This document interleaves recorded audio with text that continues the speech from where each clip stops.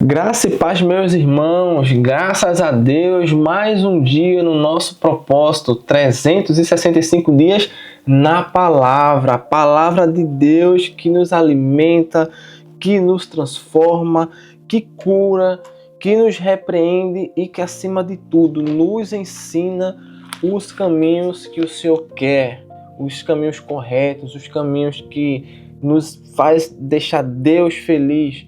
Hoje iremos para o 10º dia, 10 dias do nosso propósito. Para você que está chegando nesse vídeo, se caiu aqui por acaso, que não foi por acaso, pode ter certeza que foi Deus que fez você ver esse vídeo.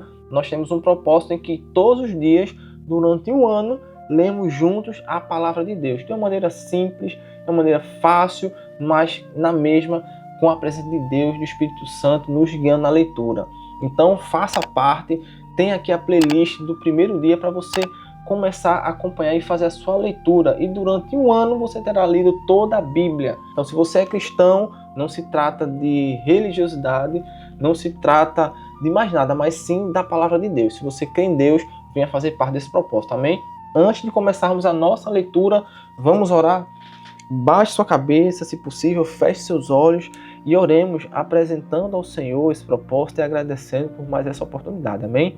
Senhor Deus, eterno Pai, mais uma vez estamos aqui, Senhor, juntos com os teus filhos, Pai, com o teu Espírito Santo, para ler a tua palavra, a tua santa palavra que nos ensina os caminhos corretos, os caminhos do Senhor. Senhor, meu Deus, muito obrigado, Pai. Tantas pessoas que não têm oportunidade de ler livremente, Senhor, que não têm oportunidade de pegar a Bíblia e ler todos os ensinamentos, tudo aquilo de maravilhoso que o Senhor fez, Pai. Mas o Senhor nos concede essa oportunidade. Então, graças te damos, Senhor. Te louvamos pelo teu amor, pela tua misericórdia. Mesmo sem merecermos, ó Pai, o Senhor nos alcança, o Senhor nos perdoa. Ó, querido Pai, que o Senhor venha mais uma vez falar conosco nesse dia de hoje.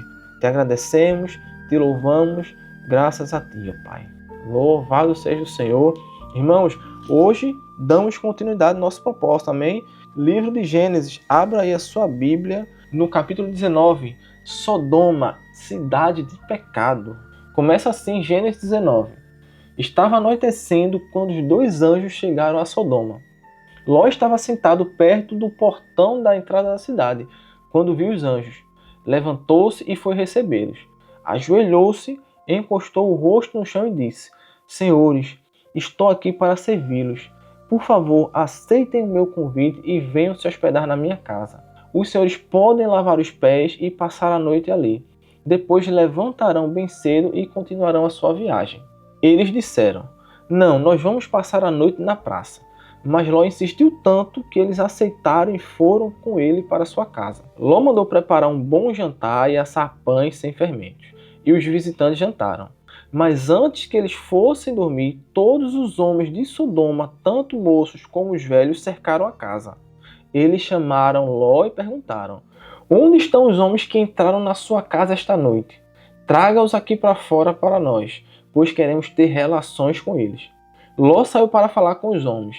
Ele fechou bem a porta e disse: Por favor, meus amigos, não cometam esse crime. Prestem atenção. Tenho 2 filhas que ainda são virgens. Vou trazê-las aqui fora para vocês. Façam com elas o que quiserem. Porém, não faça nada com esses homens, pois são os meus hóspedes, e eu tenho o dever de protegê-los. Mas eles responderam: Saia da nossa frente. E diziam uns aos outros: Esse homem é estrangeiro e quer mandar em nós? Depois, virando-se para Ló, disseram: Pois agora vamos fazer com você pior ainda do que íamos fazer com os seus hóspedes. Os homens de Sodoma se atiraram contra Ló e chegaram perto da porta para arrombá-la. Mas os visitantes pegaram Ló e o puxaram para dentro de casa e fecharam a porta. Em seguida, eles fizeram com que os homens, tanto os moços como os velhos, que estavam do lado de fora, ficassem cegos, e assim não conseguiram encontrar a porta. Então os visitantes disseram a Ló: Tem mais gente aqui sua? Pegue os seus filhos, as suas filhas, os seus genros e outros parentes que você tiver na cidade e tirem-os todos daqui, pois nós vamos destruir esse lugar. O Senhor Deus tem ouvido as terríveis acusações que há contra essa gente e por isso nos mandou para destruir Sodoma. Então Ló saiu e foi falar com os homens que iam casar com as suas filhas. Ele disse: Arrumem-se depressa e saiam daqui, porque o Senhor vai destruir a cidade. Mas eles pensaram que Ló estivesse brincando. De madrugada, os anjos insistiram com Ló, dizendo: arrumem-se depressa, peguem a sua mulher e as suas 2 filhas e saiam daqui, para que vocês não morram quando a cidade for destruída. E, como ele estava demorando, os anjos pegaram pela mão Ló, a sua mulher e as suas filhas e os levaram para fora da cidade, pois o Senhor teve compaixão de Ló. Então um dos anjos disse a Ló: agora corra e salve a sua vida. Não olhe para trás, nem pare neste vale. Fuja para a montanha, senão você vai morrer. Mas Ló respondeu: Senhor, não me obrigue a fazer isso, por favor. O Senhor me fez um grande favor e teve pena de mim, salvando a minha vida. Mas a montanha fica muito longe daqui, e a destruição vai me alcançar e acabar comigo antes que eu chegue lá. Está vendo aquela cidadezinha ali? Ela fica perto. Deixe que eu fuja para lá, a fim de salvar a minha vida. Veja que é uma cidade bem pequena. Então o anjo disse: está bem, concordo, eu não destruirei aquela cidade. Agora vá depressa, pois eu não poderei fazer nada enquanto você não chegar lá. A destruição de Sodoma e de Gomorra. Ló chegou a zoar depois que o sol já havia saído. De repente, lá do céu, o Senhor fez chover fogo e enxofre sobre Sodoma e Gomorra. Ele destruiu essas 2 cidades e também todo o vale e os seus moradores, e acabou com todas as plantas e árvores daquela região. E aconteceu que a mulher de Ló olhou para trás e virou uma estátua de sal. No dia seguinte, Abraão se levantou de madrugada e foi até o lugar onde havia falado com Deus, o Senhor. Abraão olhou na direção de Sodoma, de Gomorra e de todo o vale e viu que da terra subia fumaça, como se fosse a fumaça de uma grande fornalha. Foi assim que Deus destruiu as cidades do vale. Mas ele pensou em Abraão e fez com que Ló escapasse da destruição das cidades onde havia morado. A origem dos Moabitas e dos Amonitas. Ló teve medo de ficar morando em Zoar e por isso foi para as montanhas junto com as 2 filhas. Ali os 3 viviam numa caverna. Certo dia, a filha mais velha disse à mais nova: o nosso pai já está ficando velho e não há nenhum outro homem nesta região. Assim não podemos casar e ter filhos como é costume em toda parte. Venha cá, vamos dar vinho a papai até que fique bêbado. Então nós nos deitaremos com ele e assim teremos filhos dele. Naquela mesma noite, elas deram vinho ao pai e a filha mais velha teve relações com ele. Mas ele estava tão bêbado que não percebeu nada. No dia seguinte, a filha mais velha disse à irmã: eu dormi ontem à noite com o papai. Vamos embebedá-lo de novo hoje à noite e você vai dormir com ele. Assim nós 2 teremos filhos com ele e conservaremos a sua descendência. Nessa noite tornaram a dar vinho ao pai, e a filha mais nova teve relações com ele. De novo ele estava tão bêbado que não percebeu nada. Assim as 2 filhas de Ló ficaram grávidas do próprio pai. A mais velha teve um filho a quem deu o nome de Moabe. Ele foi o pai dos Moabitas de hoje. A mais nova também teve um filho e pôs o nome dele de Ben-Ami. Ele foi o pai dos Amonitas de hoje. Gênesis capítulo 20. Abraão saiu de Manre, foi para o sul do país de Canaã e ficou morando entre Cádiz e Sur. Mais tarde, quando estava morando em Gerá, Abraão dizia que Sara era sua irmã. Então Abimeleque, rei de Gerá, mandou que trouxesse Sara para o seu palácio. Mas de noite, no sonho, Deus apareceu a Abimeleque e disse: você vai ser castigado com a morte, porque a mulher que mandou buscar é casada. Abimeleque ainda não havia tocado em Sara e por isso disse: Senhor, eu estou inocente. Será que vais destruir a mim e ao meu povo? O próprio Abraão disse que Sara é irmã dele, e ela disse a mesma coisa. E o que eu fiz foi de boa fé e não sou culpado. No sonho, Deus respondeu: eu sei que você fez tudo de boa fé. Portanto, para que você não pecasse contra mim, eu não deixei que você tocasse nela. Agora devolva a mulher ao marido dela. Ele é profeta e orará para que você não morra. Mas se a mulher não for devolvida, eu estou avisando que certamente você morrerá, você e todos os seus. No dia seguinte, Abimeleque levantou-se bem cedo, chamou todos os seus servidores e lhes contou o que havia acontecido. E eles ficaram com muito medo. Em seguida, Abimeleque chamou Abraão e disse: veja o que você fez. Que mal eu lhe causei para que você fizesse cair sobre mim e sobre o meu país a culpa de um pecado tão grande? Isso não é coisa que se faça. O que você estava pensando quando fez isso? Abraão respondeu: eu pensei que neste lugar ninguém respeitasse a Deus, e que me matariam para ficar com a minha mulher. Além disso, Sara é de fato minha irmã, mas só por parte de pai. Sendo assim, eu pude casar com ela. Quando Deus me tirou da terra do meu pai e me fez andar por terras estrangeiras, eu disse a Sara: em todo lugar onde formos, faça-me o favor de dizer que sou seu irmão. Então Abimeleque devolveu Sara a Abraão. Além disso, lhe deu ovelhas, bois, escravos e escravas e disse: olha, Abraão, aí estão as minhas terras, more onde quiser.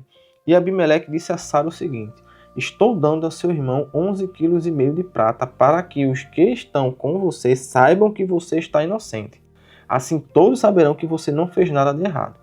Por causa do que tinha acontecido com Sara, a mulher de Abraão, o Senhor havia feito com que nenhuma das mulheres do palácio de Abimeleque pudesse ter filhos. Aí Abraão orou em favor de Abimeleque, e Deus o curou.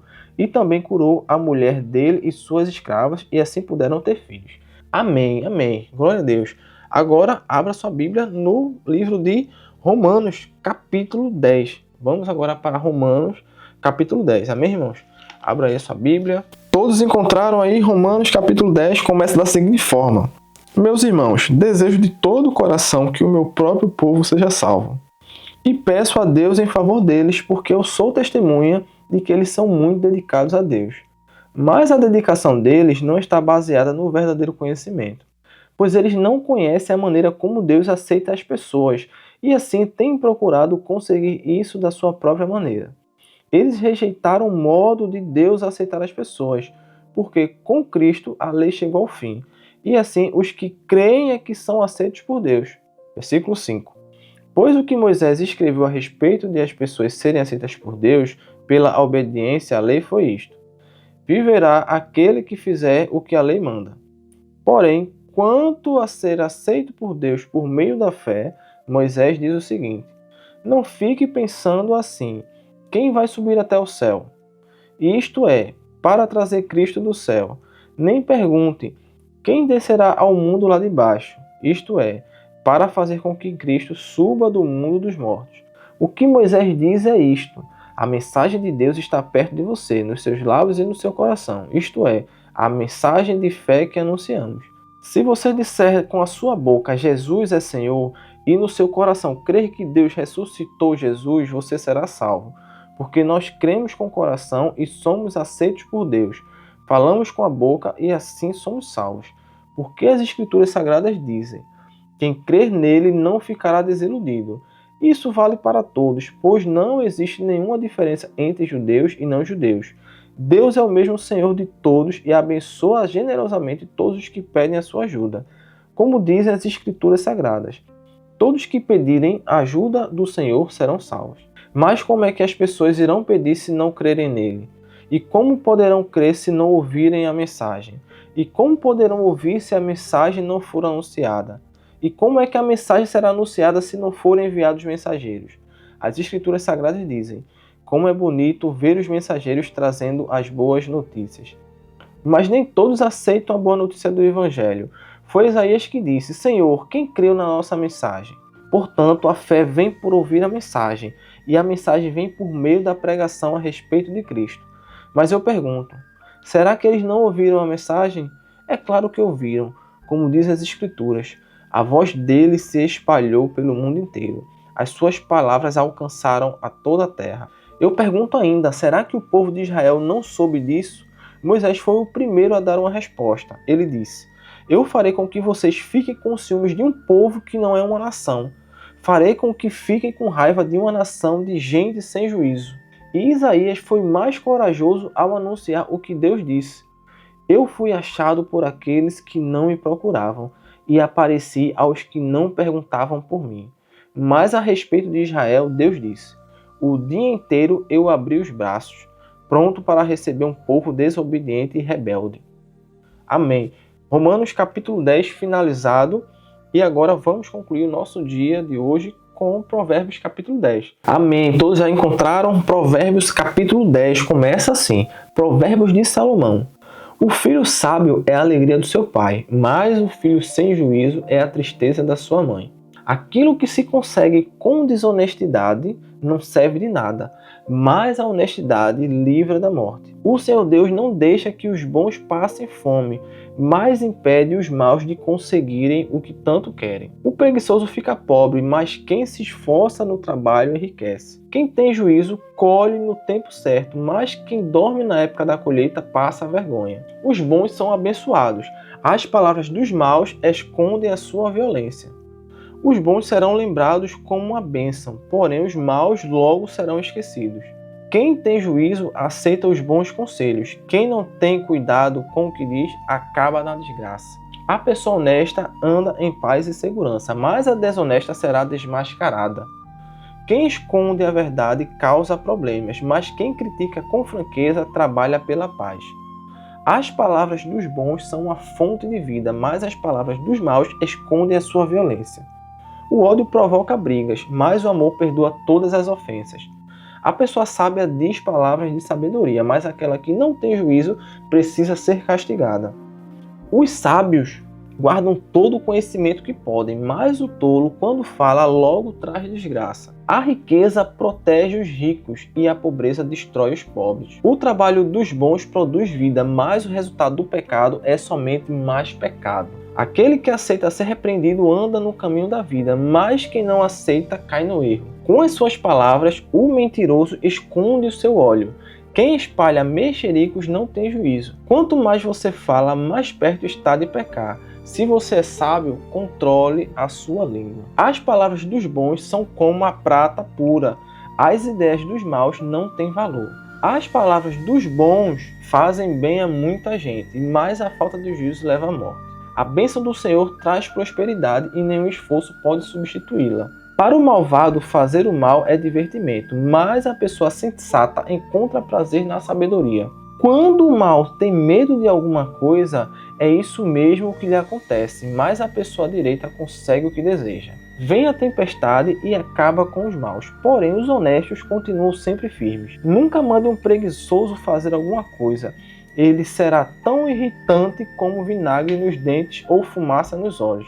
Quem teme ao Senhor tem vida longa, porém os maus morrem antes do tempo. A esperança dos bons traz alegria, mas os planos dos maus dão em nada. O Senhor protege os bons, mas causa a desgraça dos que fazem o mal. As pessoas direitas estarão sempre em segurança, porém os maus não terão aonde morar. As pessoas honestas dizem coisas sábias. Quem diz coisas perversas recebe um castigo terrível. Os homens direitos sabem dizer coisas agradáveis, porém os maus estão sempre ofendendo os outros. Amém. Escreva nos comentários, irmãos, quais os versículos mais impactantes da leitura de hoje que você achou. Tá? Provérbios, muitos versículos lindos, maravilhosos. Provérbios de Salomão, capítulo 10, maravilhoso. Romanos, Gênesis. Escreva nos comentários, coloque aqui a sua mensagem. Amém? Deus abençoe. Vamos orar agradecendo ao Senhor por esta oportunidade. Senhor, meu Deus, eterno Pai, Senhor, te agradeço por essa rica oportunidade. Obrigado por mais um dia estar cá conosco, nos abençoando com a Tua palavra. Espírito Santo, continua nos guiando, abrindo nossa mente, nosso coração. E, Deus, abençoa cada um que está aqui, Pai, nesse propósito. Que amanhã possamos estar firmes novamente na Tua palavra, nos alegrando, aprendendo, nos alimentando, nos preenchendo e nos fortificando. A Tua palavra fortalece nossa fé, fortalece a nossa alma, nosso espírito. E eu só tenho a agradecer, Pai. Que amanhã seja um dia maravilhoso como foi o de hoje, na Tua santa presença. Agradeço pela vida de cada um que aqui esteve. Amém. Amém, meus irmãos. Amém. Que Deus abençoe a vida de cada um dos irmãos. Amanhã estaremos aqui novamente, tá? Já sabe, deixa o like, que é muito importante para o YouTube entender a relevância desse nosso propósito aqui. E aproveite também e compartilhe esse vídeo com os amigos, familiares, para que venham fazer parte desse propósito junto conosco. E Deus fará grandes coisas. Amém? Deus abençoe a sua vida. Amanhã estaremos aqui novamente. Fiquem com Deus.